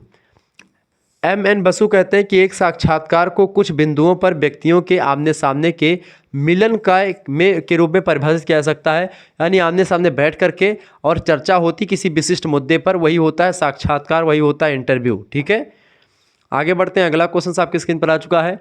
जॉन डब्ल्यू बेस्ट कहते हैं कि साक्षात्कार एक प्रकार से एक मौखिक प्रकार की प्रश्नावली होती है। कैसी? मौखिक प्रश्नावली होती है। इसमें उत्तर कॉपी पेन पर नहीं लिखा जाता है या प्रश्न नहीं लिखा जाता है। इसमें आमने सामने बैठ करके जो हम प्रश्न पूछ रहे हैं, हमारे सामने 10 लोग बैठे हैं या 4 लोग बैठे हैं या 1 लोग बैठा है उत्तर दे रहा होता है, या 4 लोग इस बेंच पर बैठे हैं, एक व्यक्ति से उत्तर पूछ रहे हैं, तो प्रश्नावली होती है। वो साक्षात्कार होता है, इंटरव्यू होता है। ठीक है, आप लोग जानते हैं इंटरव्यू। इसके अंतर्गत उत्तरदाता उत्तर लिखने के स्थान पर आमने सामने की स्थिति में विषयों का उत्तर मौखिक देता है, मुंह से बोल करके उत्तर देता है, मुंह से प्रश्न भी पूछा जाता है बोल करके। संक्षेप में साक्षात्कार विशिष्ट उद्देश्यों की प्राप्ति के लिए साक्षात्कारकर्ता और साक्षात्कारकृत के मध्य प्रत्यक्ष वार्तालाप होता है, आमने सामने बैठ करके बातचीत करते हैं। अंतर क्रिया की एक प्रक्रिया होती है, व्यक्ति का जो आंतरिक मनोभाव होता है उसको भी समझाता है और उसका जो बाह्य उत्तर निकल रहा है उसके भी बारे में भी रिसर्च होती है। तो ये होता है साक्षात्कार। अगला क्वेश्चन आपके स्क्रीन पर आ चुका, फटाफट से आप देखेंगे। प्रश्न है माध्य क्या होता है? माध्य आपको मैंने बताया अभी, उसका उत्तर पढ़ाया था, कि उसका क्वेश्चंस मैंने आपको समझाया। ठीक है, बहरहाल इसको समझे। किंग कहते हैं कि समंक माला में, समंक माला भी एक जो श्रृंखला दी होती है अंकों की, तो सम अंकमाला के पदों के जोड़ में उनकी संख्या के द्वारा भाग देने से जिस राशि की प्राप्ति होती है उसको ही माध्य के रूप में परिभाषित किया जा सकता है। कुल मिलाकर के जैसे जितनी संख्याएं दी हैं उनको आपस में जोड़ लो और उन्हीं संख्याओं से भाग दे, तो जो निकलेगा वही माध्य होगा। यही बात यहाँ पर लिखी के कहते हैं। घोष और चौधरी कहते हैं कि माध्य एक ऐसी अकेली सरल अभिव्यक्ति है जिसमें एक जटिल समूह या विशाल संख्याओं का वास्तविक परिणाम अथवा सार केंद्रित होता है। ठीक है। क्लार्क और सैकाडे कहते हैं कि माध्य संपूर्ण संख्याओं का विवरण प्रस्तुत करने के लिए एक मात्र संख्या को प्राप्त करने का प्रयत्न होता है। ठीक है, ये बात आप ध्यान रखें। तो इस तरीके से माध्य जो होता है एक समंकमाला में जो पद दिए होते हैं उन पदों का योग करके पूरा का पूरा और कितनी संख्याएं दी उनसे भाग दे देते हैं, जो उत्तर प्राप्त होता है वही आपका हो जाता है माध्य। ठीक है, यह बात आप ध्यान रखेंगे। आगे बढ़ते और भी चीज़ों को जानने का प्रयास करते हैं। अगला प्रश्न आपका आ चुका माध्यिका। प्रश्न है माध्यिका। माध्यिका क्या होती है? मीडियन बोलते हैं माध्यिका को। देखिए, जब किसी समंकमाला को आरोही या अवरोही क्रम में रख करके मध्य पद को ज्ञात किया जाता है तब उस मध्य पद के मूल्य को ही माध्यिका या मध्यांक कहा जाता है। उदाहरणार्थ, किसी परिवार के 9 सदस्यों को उनकी आयु के अनुसार खड़ा किया जाए तो 5वें सदस्य की आयु माध्यिका कहलाएगी। ये बात ध्यान रखें, यानी क्रम में व्यवस्थित करेंगे, एक सिस्टमेटिकल वे में उसको रखेंगे तो ऐसी स्थिति में क्या होगा? ऐसी स्थिति में ही वो माध्यिका कहलाएगी। माध्यिका का भी सूत्र मैंने आपको बताया था। ठीक है, तो क्या होगा कि यानी एक समंकमाला है, उसका जो मध्य पद होता है उसी को ज्ञात करना ही माध्यिका कहलाता है। मध्य पद का जो मूल्य होता है बीच में पद पे, ठीक है, लेकिन अब उसको क्या करते हैं? समंकमाला बनाते हैं। मतलब कि उसको कैसे बनाते हैं? 9 सदस्य हैं, उनकी आयु के अनुसार उनको खड़ा किया जाए कि भाई कोई 2 वर्ष का, तो कोई 3 वर्ष का, कोई 4 वर्ष का, कोई 5 वर्ष का। तो इस तरीके से जो 5वें वाला आएगा वही एक प्रकार से मध्यांक कहलाएगा। ये बात आप ध्यान रखेंगे। ठीक है, मैंने आपको बताया भी था कि जोड़ करके कि n+1/2वें पद का मान जो होता है वही होता है। यानी कितनी संख्या मान लेते हैं? 9 संख्या थी। अब 9 संख्या थी, यहाँ पर देखें 9 संख्या थी, 9 में 1 जोड़ दो, बटे 2 कर दो, 9 1 10, 10/2 आपका हो जाएगा 2 2 5 10, यानी 5वें पद का जो मान होगा 5वें पद पर जो संख्या आएगी वही आपका माध्यिका कहलाएगी।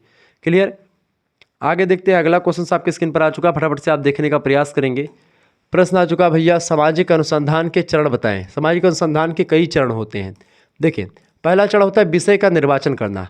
कोई भी समस्या, कोई भी शोध करने से पहले सबसे पहली बात, शोध हमको एक प्रकार से किस पर करना है, यानी क्या समस्या है, क्या विषय है, किस पर शोध करना है, उसको पहले चुन लें। निर्वाचन माने चुनना, तो विषय चुन लें किस पर हमको शोध करना है। दूसरी बात, अनुसंधान के क्षेत्र का निर्धारण कर ले, यानी हमको रिसर्च कहाँ कहाँ पर करनी है, हमारा क्षेत्र कहाँ तक सीमित, मतलब कि हमारा क्षेत्र कहाँ पर होगा और कहाँ पर शोध करना है, किन किन मुद्दों पर काम करना है, सारी चीज़ डिसाइड कर लें। तीसरा काम हमको करना होता है साहित्य का पुनरावलोकन कर ले, यानी अगर उस मुद्दे पर, उस विषय पर कोई साहित्य लिखा गया है, उस विषय पर कोई साहित्य लिखा गया तो उस साहित्य का भी अनुकरण कर ले, उस साहित्य को एक बार पढ़ ले जा करके कि इस मुद्दे के बारे में साहित्य में या अन्य ग्रंथों में क्या लिखा हुआ है। चौथी बात, क्षेत्रीय सर्वेक्षण कर ले, यानी कि जिस क्षेत्र का आपको अध्ययन करना है उसका सर्वे कर ले। फिर उसके बाद में इकाइयों को निर्धारित करना और परिभाषित करना, यानी कि उस विषय की तमाम इकाइयों में, छोटी छोटी इकाइयों में उस विषय को बांट लें ताकि अध्ययन करने में आसानी हो। ठीक है, इसके अलावा प्राक कल्पना का निर्माण कर ले। प्राक कल्पना मतलब कि हाइपोथेसिस बना ले, एक क्या बना ले, एक आप हाइपोथेसिस बना ले, अपने मन से एक धारणा बना ले कि हमको ऐसे चलना है, एक सांचा बना ले, इन मुद्दों पर हमको काम करना है, तो ये चीज़ें आप डिसाइड कर लें। इसके बाद में सूचना दाताओं का चयन कर लें, यानी सूचना जो हमको देंगे उस पर्टिकुलर विषय के बारे में हमको डाटा कहाँ से मिलेगा, हमको सूचना कहाँ से प्राप्त होगी, उसका चयन कर लें, यानी सूचना दाताओं का चयन कर लें। इसके बाद में सूचना स्रोतों का निर्धारण कर लें, यानी सूचना कहाँ से हमको प्राप्त होगी, किन किन स्रोतों से प्राप्त होगी, कहाँ कहाँ से हमको डाटा मिलेगा, वो सब एक प्रकार से प्राप्त कर लें। अनुसंधान की पद्धति फिर अपना लें कि हमको किस अनुसंधान पद्धति का, किस मेथड का प्रयोग करके हमको डाटा का कलेक्शन करना है। इसके बाद में 10वां चरण जो होता है इसका, जब सूचना मतलब कि अनुसंधान मतलब कि आपका अध्ययन पद्धतियाँ, अनुसंधान की पद्धति क्या होगी इसको डिसाइड कर लें। उसके बाद अध्ययन पद्धतियों और प्रविधियों का निर्माण कर लें और उसका परीक्षण भी कर लें कि ये अध्ययन पद्धतियाँ इस पर्टिकुलर टॉपिक के लिए ठीक हैं कि नहीं ठीक हैं, इसका डिसाइड कर लें आप। ठीक है, इसके बाद में दत्त संकलन। दत्त माने जो आपको डाटा मिला तमाम स्रोतों के माध्यम से, दत्त माने होता है प्रदत्त, प्रदत्त माने जो हमको मिला, क्या डाटा मिला, जो हमको उसका संकलन कर लें, जो हमको जानकारी मिली उसको इकट्ठा कर लें। ठीक है, उस जानकारी को इकट्ठा करके फिर उसका हम संगठन कर लें, उसका उस जितने तथ्य हैं, जितनी जानकारी फैक्ट हैं, उन फैक्ट का संपादन कर लें, उनका सांकेतिकरण करें। उन जैसे कि बड़ी संख्या में जानकारी मिली है तो उसको पी से किसी को के से, किसी से ए से, यानी प्रतीक चिन्ह में उसको बांट दें, उसको वर्गीकरण कर दें उसका, जैसे कि ए क्वालिटी, दो बी क्वालिटी, सी क्वालिटी मान लेते हैं, या क्वालिटी के हिसाब से बांट दें या उसकी क्वांटिटी के हिसाब से बांट दें, उसको एक सारणी में एक वर्गीकरण उसका कर दें, ठीक है, ताकि उसको समझने में आसानी हो सभी की विशेषताओं के अकॉर्डिंग।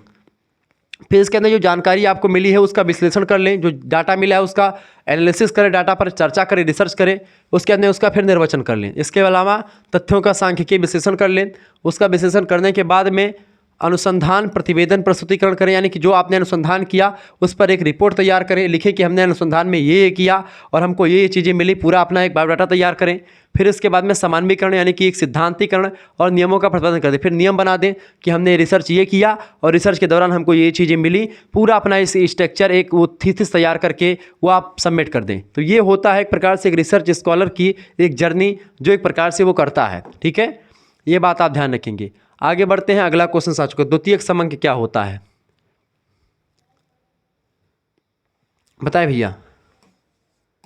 द्वितीयक समंक क्या होता है? श्रीमती पीबी यंग ने द्वितीयक सामग्री को परिभाषित करते हुए लिखा कि द्वितीयक सामग्री वह होती है जिनको मौलिक स्रोतों से एक बार प्राप्त कर लेने के बाद काम में लिया गया हो और जिनका प्रसारण अधिकारी उस व्यक्ति से भिन्न होता है जिसने पहली बार सामग्री के संकलन को नियंत्रित किया था, वो होता है द्वितीयक समंक। द्वितीयक समंक मतलब क्या होता है कि जैसे कि एक होता प्राथमिक, यानी कि जैसे आपने रिसर्च किया, अब आपने रिसर्च करके छोड़ दिया, अब जब दूसरा व्यक्ति उसी मुद्दे पर रिसर्च कर रहा है तो आपके रिसर्च का सहारा लेगा थोड़ा बहुत, तो वही होता है द्वितीयक समंक, ठीक है, यह बात आप ध्यान रखेंगे। पीएच मान कहते हैं कि द्वितीयक सामग्री द्वितीयक स्तर पर प्राप्त किए गए तथ्य या जानकारी होती है, अर्थात ये पहली बार संकलित की गई सामग्री नहीं होती है, वरन अन्य व्यक्तियों के द्वारा संकलित मूल तथ्यों के आधार पर रचित तथ्य होते हैं, यानी जो पहले से इस मुद्दे पर काम किया जा चुका है उसके बारे में जानकारी उस तथ्यों से प्राप्त कर लेते हैं, तो द्वितीय वो हो जाता है, ठीक है। आगे देखते हैं, अगला क्वेश्चन आपकी स्क्रीन पर आ चुका है, फटाफट से आप देखने का प्रयास करेंगे, बहुत ही जबरदस्त क्वेश्चन आ चुका है। प्रश्न है व्यक्तिगत प्रलेख क्या होता है, बताएं भाई, व्यक्तिगत प्रलेख क्या होता है, फटाफट से आप बताने का प्रयास करेंगे, बहुत ही बढ़िया प्रश्न आ चुका है। व्यक्तिगत प्रलेख बताइएगा बाबू। देखिए व्यक्तिगत प्रलेख क्या होता है, सामाजिक अनुसंधान में व्यक्तिगत प्रलेख द्वितीयक सामग्री होती है, ठीक है, द्वितीयक सामग्री होती है, प्राथमिक नहीं होती, जिसके अंतर्गत वह संपूर्ण लिखित सामग्री आती है जो एक व्यक्ति अपने स्वयं के विषय में अथवा सामाजिक घटनाओं को एक विशेष दृष्टिकोण से देख करके समझ करके प्रस्तुत करता है। व्यक्तिगत प्रलेखों के रूप में उपलब्ध होने वाली लिखित सामग्री प्रकाशित हो सकती है और अप्रकाशित भी हो सकती है, यानी कि वो हो सकता है प्रकाशन में आई हो उस व्यक्ति के बारे में जो लिखा उसने, या नहीं भी आ सकती है। स्पष्ट है कि व्यक्तिगत प्रलेख किसी व्यक्ति के द्वारा उसकी स्वयं की क्रियाओं, अनुभव और विश्वासों के बारे में स्वयं के द्वारा लिखा गया एक विवरण होता है। जैसे आत्मकथा जो होती है ठीक इसी प्रकार से व्यक्तिगत प्रलेख होता है, किसी मुद्दे पर उसने रिसर्च किया और वो सारी चीज़ें लिखी हैं, या अपने ऊपर रिसर्च किया, अपने बारे में लिखा, अपने सिद्धांतों के बारे में लिखा है, बाद में उस पर आप रिसर्च कर रहे होते तो आप इस प्रलेख का सहारा लेते हैं, तो वो द्वितीयक एक प्रकार से प्रलेख होता है, द्वितीयक सामग्री होती है। जीवन इतिहास हो गया, कोई व्यक्ति जो अपने जीवन का इतिहास लिखा है तो वो अपने बारे में लिखता है, तो उसका सहारा लेते जब उस पर हम रिसर्च कर रहे होते हैं। इसके अलावा उसने डायरी लिखा है, कोई पत्र लिखा है, तो उस डायरी का, उस पत्र का सहारा लेकर के हम रिसर्च करते हैं उस व्यक्ति पर। संस्मरण उसका जो है व्यक्तिगत प्रलेखों के अंतर्गत आते हैं, उसने जो संस्मरण लिखे हैं उसके जीवन की जो घटनाएं होती हैं उनको बयां करने वाली जो भी पत्र पत्रिकाएं होती हैं उन सभी का एक प्रकार से हम रिसर्च स्कॉलर जो होते हैं उसका अध्ययन करके उनके बारे में फिर शोध करते हैं, ठीक है। आगे देखते हैं, अगला क्वेश्चन आपके स्क्रीन पर आ चुका है, सारणियन क्या होता है। जो डाटा होता है, जो हमको जानकारी मिलती है उसको हम सारणी में, कॉलम में, पंक्तियों में, रो में, उन सभी में बांटते हैं, तो यही प्रक्रिया सारणियन कहलाती है। दत्त यानी जो हमको प्रकरण मिला है उसके अंतर्गत दत्तों का संपादन करना, वर्गीकरण करना, श्रेणीकरण करना, उनका संकेतीकरण करना, उसके पश्चात सारणियन की प्रक्रिया शुरू होती है। जब अधिकांश मात्रा में आंकड़े एकत्र हो जाते हैं, बहुत ज़्यादा जानकारी मिल जाती है, तो दत्त सामग्री को संक्षिप्त और तार्किक क्रम में कुछ प्रकारों में विन्यासित करना आवश्यक हो जाता है। यानी कि जब डाटा बहुत ज़्यादा हो जाता है तो उसको ऐसे समेटना कि उसको एक श्रेणी में, उसको एक सारणी में बना करके फिट कर दें, ताकि उस सारणी को जब देखें तो हम पूरी जानकारी समझ पाएँ। जैसे कि आप देखते हैं रजिस्टर में कोई सभी बच्चे का किस तरीके से वो लगता है, जैसे आप देखते हैं अटेंडेंस लगना हुआ तो ए से उसको, मतलब ऐसे एक आपसे एक सारणी बन करके आती है, नहीं तो वही चीज़ यहाँ पर करना होता है। इस कार्य प्रणाली को सारणियन कहते हैं, ठीक है। और अर्थात जब वर्गीकृत सामग्री को तालिकाओं के रूप में स्तंभों और पंक्तियों में व्यवस्थित कर देते हैं, यानी कि ऐसे कोई भी चीज़ है, आप देखते हैं कि भाई ये फलाने, जैसे ए नाम का, जैसे मुकेश, अब मुकेश यहाँ पर है, अब मुकेश अब्सेंट होगा कि वो होगा कितने दिन का, यानी 30 दिन का है, तो उसमें अब्सेंट और प्रेजेंट AP सभी का वो रहता है पूरा डिसाइड। तो यही होता है सार्डियन बेसिकली, ठीक है। यानी उसको हम स्तंभों और पंक्ति में व्यवस्थित कर देते हैं तो उसे सार्डियन कहा जाता है। सार्डियन के द्वारा तथ्यों में सरलता और स्पष्टता आ जाती है। उसको जब भी देखते हैं बहुत जल्दी, बहुत कम समय में हम उस प्रकार की जानकारी को जान पाते हैं। एक बड़ी जानकारी जिसको हम एक प्रकार से उतना समय नहीं दे सकते हैं तो उसको कम समय में समझने के लिए सार्डियन का प्रयोग किया जाता है, ठीक है। तो संख्यात्मक और अधिक व्यवस्थित होकर के भली भांति प्रदर्शन के योग्य बन जाते हैं। सार्डियन में तथ्य सारणीबद्ध होते हैं, यानी कि सारणी में एक प्रकार से इसको किया जाता है और जानकारी एकदम से समझ में आ जाती है पहली बार देखने में ही, ठीक है। ताकि क्योंकि पहली बार हमने जो मेहनत करी उस डाटा को प्राप्त करने के लिए, दूसरी बार जब हम उस डाटा को देखने का प्रयास करें तो बहुत ही सरल तरीके से हमको समझ में आ जाए। आगे देखते हैं सांकेतिकरण या कोडिफिकेशन किसको बोलते हैं। जैसे कोई बहुत बड़ी विषय वस्तु है, उसको हमने जैसे आपने देखता है कि हमको सिग्मा डेल्टा ये सब हमके इस एक प्रतीक बना दिया, ठीक है, कि इसको ऐसे प्रदर्शित करते हैं, उसको उससे इस तरीके से। तो सांकेतिकरण तथ्यों को विश्लेषित करने का एक प्रमुख कारण होता है। यह तथ्यों के संक्षिप्तीकरण का एक प्रक्रिया है, तथ्यों को छोटा बनाने की। तथ्य चूंकि बहुत ज़्यादा हो जाते हैं तो ऐसी स्थिति में उनको कम करने की प्रक्रिया में मतलब इनको आप संकेत दे देते हैं, उसको कोई एक संकेत दे देते हैं, ठीक है। सारणी के रूप में रखने के पूर्व एकत्रित किए गए गुणात्मक तथ्यों के विभिन्न वर्ग समूहों में वर्ग संकेत, प्रतीक, चिन्ह ये सब प्रदान कर देते हैं। अनुसंधान की भाषा में वर्णात्मक और गुणात्मक तथ्यों यानी सामग्री को संकेतों में बदलने की प्रक्रिया ही संकेतन या संकेतीकरण की प्रक्रिया कहलाती है। ये संकेत अक्षर हो सकते हैं, कोई शब्द हो सकता है या कोई अन्य कोई प्रतीक दिया जा सकता है। संकेतों के द्वारा प्रत्युत्तरों के विभिन्न वर्गों में छांटना उसी प्रकार सरल है जिस प्रकार डाक सेवा को छांटने के लिए पिन कोड नंबर होता है। जैसे कि आप देखते हैं हर एक एरिया का पिन कोड नंबर होता है। पिन कोड नंबर जो होता है उससे एक प्रकार से डाकघर या एक प्रकार से पत्र पत्रिकाओं को भेजने में आसानी होती है। तो जिस प्रकार से पिन कोड होता है कि उसको हम एक पिन में कन्वर्ट कर देते हैं तो पूरे के पूरे एरिया के बारे में, तो पिन कोड से हम पता चल जाता है कि यहाँ फलाने स्थान का एरिया है।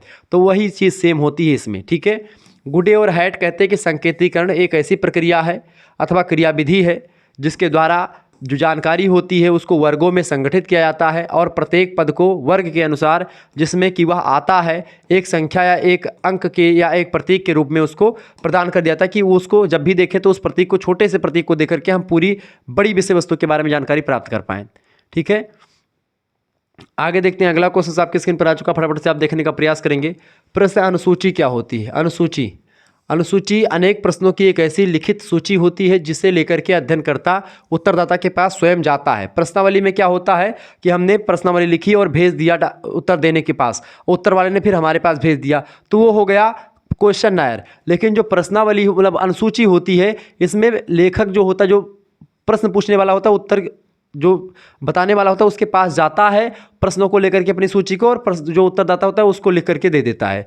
विभिन्न प्रश्नों को पूछ करके स्वयं ही उसके उत्तरों का मतलब कि आलेखन करता है। यानी कि जैसे मान लेते हैं, जैसे न्यूज एंकर्स देते हैं, एक चिट्ठा ले लेते हैं। कपिल शर्मा को आपने देखा होगा कभी, एक चिट्ठा ले लेते हैं कि सर जी आपके बारे में यह अफवाह है, तो वो उसमें एक प्रकार से पूछते हैं अफवाह है, अच्छा अफवाह सही है कि गलत है, तो उसमें गलत सही का चिन्ह लगाते रहते हैं। तो वो होता है आपका अनुसूची, ठीक है। इसका तात्पर्य यह है कि अनुसूची को उत्तरदाता के पास डाक के द्वारा कभी भी प्रेषित नहीं किया जाता, यानी इसको खुद जाना पड़ता है लेकर के, बल्कि यह साक्षात्कार का एक सरल माध्यम होता है। इस साक्षात्कार में तमाम प्रश्न जो है व्यक्ति के दिमाग में जो नहीं रहते, भूल जाते हैं, ऐसे में उसको नोट डाउन करके एक पर्चा बना लेते हैं, उसमें प्रश्नों की श्रृंखला लिख लेते हैं और पूछते हैं कि क्या आपने कभी आम खाया, तो उन्होंने कहा हाँ आम खाया मैंने, तो उसने टिक लगा दिया आम खाया इन्होंने फलाने ने, ठीक है। क्या आपने कभी संतरे का जूस पिया है, हाँ हमने संतरे का जूस पिया है, टिक लगा दिया। तो इस तरीके की ये होती है भैया, ये एक प्रकार से अनुसूची को एक प्रकार से जो प्रश्न पूछने वाला होता है उसको जाना पड़ता है उसके सामने, ठीक है। गुडे और हैट कहते हैं कि अनुसूची प्राय एक प्रश्नों के समूह के लिए उपयोग में लाया जाने वाला एक नाम होता है जो एक साक्षात्कारकर्ता के द्वारा अन्य व्यक्तियों के से आमने सामने की स्थिति में पूछे और भरे जाते हैं। यहाँ पर एक प्रकार से साक्षात्कार के ही जैसा होता है प्रश्नों की एक सूची जो एक प्रकार आमने सामने बैठ करके पूछी जाती है और उसको भरी जाती है, जो पूछता है प्रश्न वही भर देता है प्रश्न पूछ करके।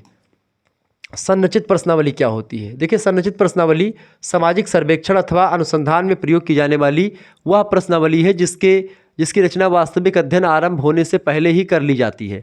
साधारणतः बाद में इससे कोई परिवर्तन नहीं किया जाता है। पीबी यंग ने लिखा कि संरचित प्रश्नावलियां वे होती हैं जिनमें निश्चित, स्पष्ट और पूर्व निर्धारित प्रश्नों के अतिरिक्त ऐसे प्रश्न भी सम्मिलित रहते हैं जो अपर्याप्त उत्तरों का स्पष्टीकरण करने या अधिक विस्तृत उत्तर प्राप्त करने के लिए आवश्यक समझे जाते हैं। वही होती है आपकी संरचित प्रश्नावली। अगला प्रश्न आपके स्क्रीन पर आ चुका। तथ्य क्या होते हैं? तथ्य किसे कहते हैं? फैक्ट। देखिए, तथ्य जो होते हैं जानकारी, किसी घटना से संबंधित ऐसी जानकारी जिसके आधार पर कोई निष्कर्ष निकाले जा सकते हो, सिद्धांत की जांच की जा सकती हो, तथ्य या सामग्री या समंक या डाटा अंग्रेजी में कहे जाते हैं उसी को। यह जानकारी ज्ञात या उपलब्ध आंकड़ों, सामग्री या सूचनाओं के रूप में होती हैं। इन तथ्यों को प्राप्त करने के लिए तमाम प्रकार के जैसे प्रश्नावली, अनुसूची, ठीक है, इन सभी का या साक्षात्कार, इन सभी का प्रयोग के द्वारा हम जानकारी इकट्ठा करते हैं। अगला प्रश्न है बहुलक क्या होता है? मोड। बहुलक श्रेणी का वह पद होता है जो अधिकांशतः अधिकतम बार आता है। यह श्रेणी के बहुल मूल्य का सर्वेक्षण प्रारूप प्रतिनिधि है। यह एक ऐसा मूल्य है जो सचमुच फैशन कहा जा सकता है। जैसे कि आप इसको कह सकते हैं कि श्रेणी में कई बार आता है। ये मैं इसको अभी समझा रहा हूँ कि श्रेणी में किस तरीके से बहुलक होते हैं। परिभाषा को समझ ले। क्राकस्टन और काउडन कहते हैं कि एक वितरण का बहुलक वह मूल्य है जिसके निकट की श्रेणी की इकाइयाँ अधिक से अधिक केंद्रित होती हैं। उसे मूल्यों की श्रेणी का सबसे अधिक प्रतिरूपी माना जा सकता है। ठीक है। कैनी और कीपिंग कहते हैं कि बहुलक क्रमबद्ध मूल्यों में वह मूल्य है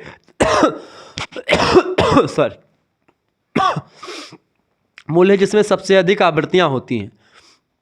उपरोक्त परिभाषाओं के आधार पर यह कहा जा सकता है कि बहुलक एक श्रेणी का वह मूल्य होता है जो किसी अन्य मूल्य की अपेक्षा ज़्यादा बार आता है। जैसे एक श्रेणी में देता हूँ 1, 2, 3, 4, 2, 5, 2, 6, 8, 2। दी गई श्रेणी में बहुलक ज्ञात कीजिए। अब बहुलक इसमें कैसे ज्ञात करेंगे? देखा हमने कि 2 एक बार, 2 बार, 3 बार और 4 बार। 2 की संख्या कितनी बार आई? 4 बार आई। यानी 2 जो होगा दी गई श्रेणी में बहुलक है। क्लियर? यानी ये अधिकतम बार आता है, इसकी आवृत्ति कई बार होती है, यही बहुलक हो जाता है। सिंपल। आगे देखते हैं। अगला क्वेश्चन आपकी स्क्रीन पर आ चुका है। साक्षात्कार अनुसूची क्या होती है?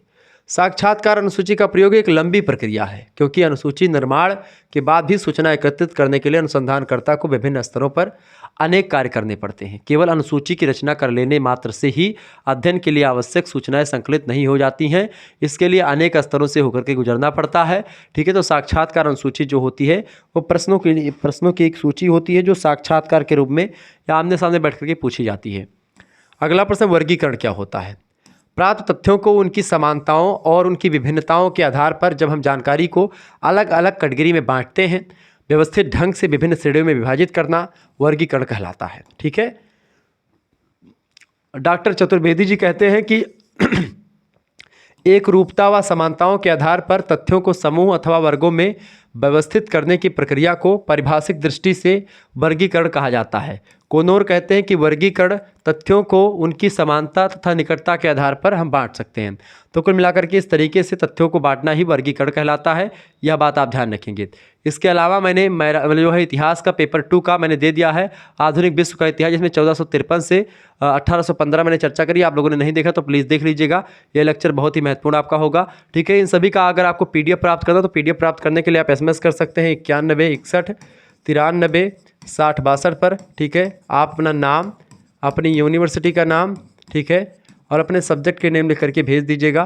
देखिए PDF नोट्स के लिए मात्र आपके पास 100 रुपीज़ आपको देने होते हैं और आपको PDF सभी सब्जेक्ट के मिल जाते हैं। ठीक है। एक स्कैनर सेंड किया जाएगा, उसी पर आपको 100 रुपये सेंड कर देने होंगे। उसके बाद में आपको ग्रुप से ज्वाइन कर दिया जाएगा। साथ ही साथ में आपको वीडियो लेक्चर्स मिल जाएंगे। ठीक है। इसके वीडियो लेक्चर्स के साथ साथ आपको यहाँ पर ग्रुप से जोड़ेंगे तो लाइव क्लास भी जब होगी तो इन्फॉर्मेशन मिलेगी। इसके साथ साथ आपको PDF नोट्स मिलेगा सभी का। ठीक है। यानी कि 2 सब्जेक्ट आपके मेजर के, एक को करिकुलर का, सभी का आपको यहाँ पर PDF मिल जाएगा। को करिकुलर में analytic ability and digital awareness के लगभग 10-15 प्रैक्टिस सेट मिल जाएंगे, उसको और क्वेश्चन पेपर मिल जाएंगे प्रीवियस ईयर। तो इससे आपको बहुत ही पढ़ने में आसानी होगी। मिलते हैं फिर नेक्स्ट वीडियो में, तब तक के लिए जय हिंद जय भारत। आप सभी का बहुत बहुत धन्यवाद। हमारे से जुड़ने के लिए इसी प्रकार से अपना प्यार हमेशा बनाए रखेंगे। बहुत बहुत धन्यवाद बेटा।